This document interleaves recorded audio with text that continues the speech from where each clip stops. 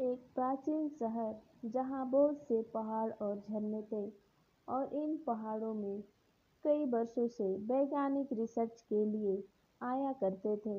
वैज्ञानिकों को इस शहर से हिंदू संस्कृति से जुड़ी कई प्राचीन वस्तुएं प्राप्त हुई थी, इसलिए यह शहर प्राचीन हिंदू सभ्यताओं की खोज के केंद्र के रूप में जाना जाता था। लेकिन उनकी खोज अभी तक अधूरी थी, क्योंकि वह धार्मिक ग्रंथों में बताए गए अस्त्र शास्त्रों की खोज में लगे हुए थे। एक बार उसी शहर के मैदान में बच्चे क्रिकेट खेल रहे होते हैं। अचानक उनकी बॉल एक गड्ढे के अंदर चली जाती है। गड्ढा काफी गहरा था, इसलिए बच्चों की हिम्मत उस गड्ढे के अंदर जाने की नहीं हो रही थी। तभी शहर में एक फेरी वाला कपड़े बेचने आता है। बच्चे उसे रोक लेते हैं और उससे अपनी बॉल निकालने की जिद करने लगते हैं। फेरी वाला बच्चों की जिद मानकर गड्ढे के अंदर घुस जाता है। अंदर बहुत अंधेरा था, जिस वजह से उसे कुछ दिखाई नहीं दे रहा था। वह अंदाजे से नीचे उतरता जा रहा था। अचानक उसका पैर फिसल जाता है और वह गड्ढे के अंदर जाकर फंस जाता है। फेरी वाला दर्द से चीख उठता है। उसकी आवाज सुनकर आसपास के लोग गड्ढे के पास जमा हो जाते हैं और सभी उसे निकालने की कोशिश करने लगते हैं। फेरी वाला किसी चीज से अटक गया था और उसके पैर की हड्डी टूट चुकी थी, जिसके कारण वह खड़ा नहीं हो पा रहा था। उसे निकालने के लिए सरकारी बचाव दल को बुलाया जाता है। बचाव दल के अधिकारी इलेक्ट्रॉनिक गैजेट के साथ अंदर गड्ढे के अंदर प्रवेश करते हैं। उनके पास तेज रोशनी की टॉर्च होती है, जिससे वह गड्ढे के अंदर सभी चीजों को साफ साफ देख पा रहे थे। वह जितने नीचे उतरते जा रहे थे, उतना उन्हें सांस लेने में परेशानी हो रही थी। जैसे ही वह फेरी वाले के करीब पहुंचते हैं, फेरी वाला एक बहुत ही बड़े लोहे के स्तंभ में फंसा होता है। अधिकारी उसे बड़ी मुश्किल से रेस्क्यू करके गड्ढे से बाहर ले आते हैं, क्योंकि गड्ढे के अंदर लोहे का स्तंभ उन्हें विचलित कर रहा था। क्योंकि गड्ढे के आसपास कोई घर नहीं था, फिर इतना बड़ा लोहा कहाँ से आया? वह लोहे को बाहर निकालने का फैसला करते हैं, लेकिन यह क्षेत्र पुरातत्व विभाग के अंदर आता था, इसलिए वहां उपस्थित किसी भी खनिज को बिना उनकी अनुमति के नहीं लिया जा सकता। बचाव दल की अधिकारी पुरातत्व विभाग को बुलावा भेजते हैं और जैसे ही वह इस लोहे के स्तंभ की जांच करते, तो उनकी खुशी का ठिकाना नहीं होता, क्योंकि यह चीज लोहे से नहीं बल्कि अंतरिक्ष के ग्रहों में उपस्थित विभिन्न प्रकार के खगोलीय धातुओं से बना हुआ स्तंभ प्रतीत हो रहा था, जो कि पृथ्वी में इकलौता था। उस धातु के गहन अध्ययन से उन्हें इस बात का एहसास हो जाता था कि यह जरूर हिंदू संस्कृति से संबंधित कोई विशाल अस्त्र हो सकता है। स्तंभ का आकार बहुत विशाल था, जिसे निकालने के लिए बड़ी बड़ी मशीनें लगाई जाती है और स्तंभ को निकालने की तैयारी शुरू हो जाती है। उस गड्ढे के पास हजारों की तादाद में लोग जमा हो जाते हैं। सभी उत्सुकता से गड्ढे की तरफ देख रहे थे। खनिज विभाग के अधिकारी पूरी मकसद के साथ स्तंभ को निकालने में लगे होते हैं।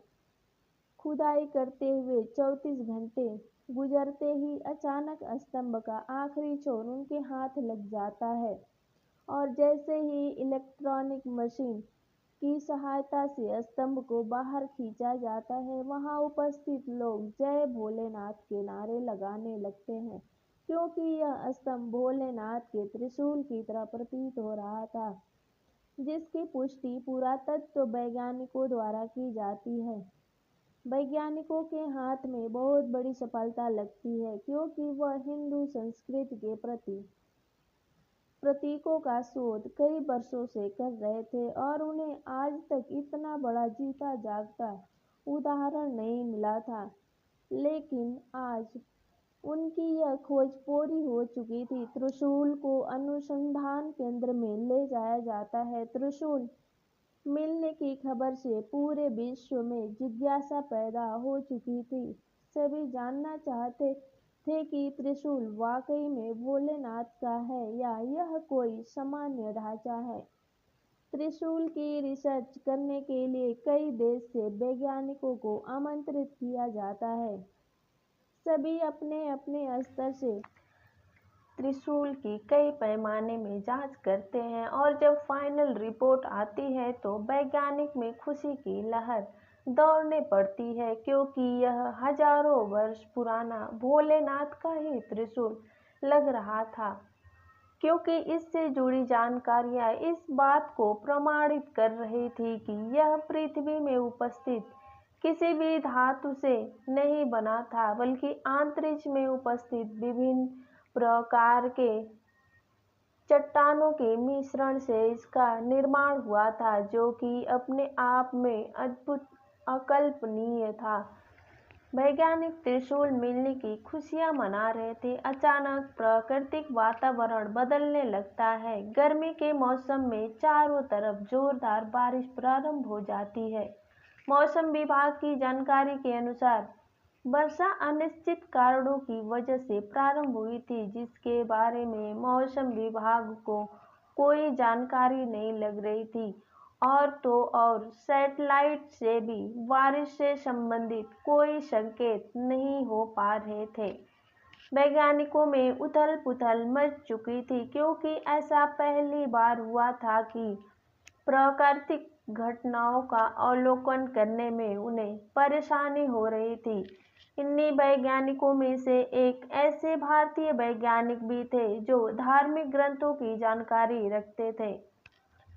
तभी उन्हें अंदेशा होता है कि शायद इस त्रिशूल की वजह से मौसम का परिवर्तन हुआ है।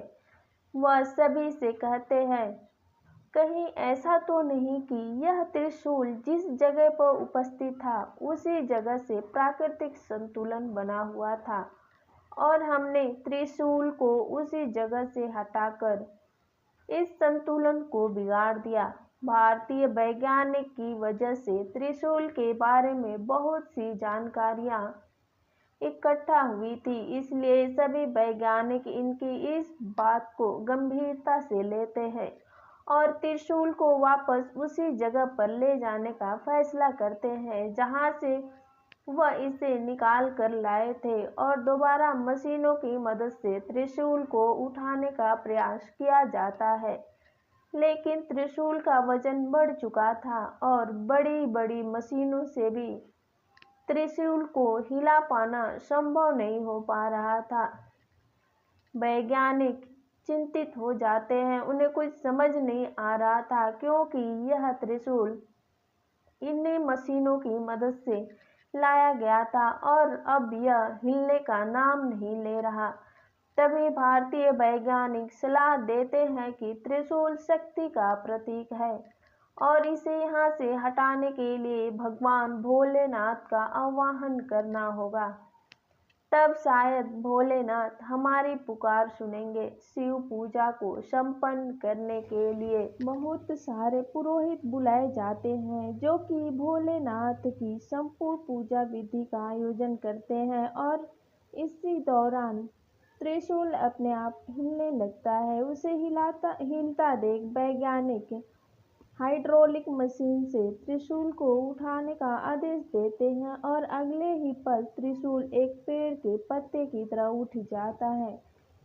शिव की महिमा देख कर सभी वैज्ञानिक दंग रह जाते हैं। सभी हाथ जोड़ते हुए भोलेनाथ जी को प्रणाम करते हैं और जैसे ही त्रिशूल को गड्ढे में वापस प्रवेश कराया जाता है, अचानक बारिश रुक जाती है। वैज्ञानिक अब समझ चुके थे कि हमें भी प्राकृतिक चीजों को बिना उसका स्थान परिवर्तन किए ही शोध करना होगा, अन्यथा इस पृथ्वी का अस्तित्व ही नहीं रहेगा। और इसी के साथ शिव जी के रहस्यमय त्रिशूल की कहानी खत्म हो जाती है।